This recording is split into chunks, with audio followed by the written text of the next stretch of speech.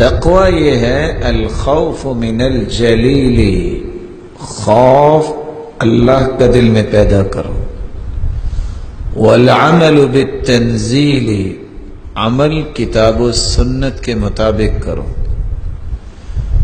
والتزود لیوم الرحیل، والقناعت بالقلیل، جتنا اللہ نے مال دیا ہے کہہ دو خوشی سے الحمدللہ، اور آخرت کی تیاری کر لو۔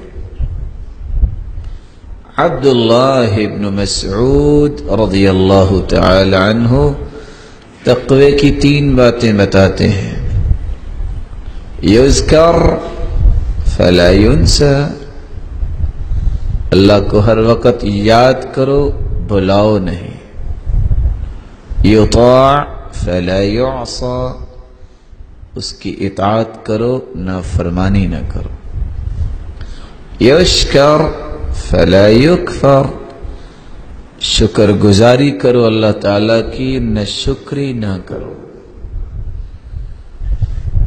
تو ان 3-4 باتوں سے پتہ چلا ہر اس قول اور فعل سے بچنا جس سے انسان گنہگار ہوتا ہے، یہ تقوی ہے۔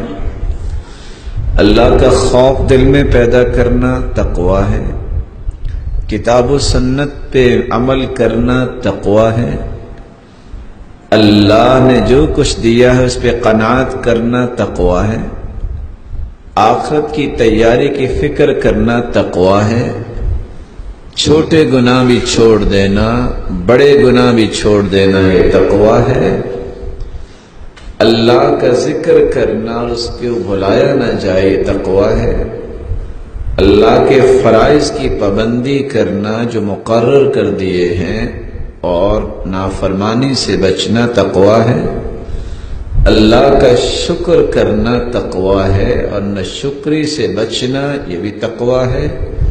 تو تقوی کے مفہوم میں آپ نے 10 چیزیں سنی۔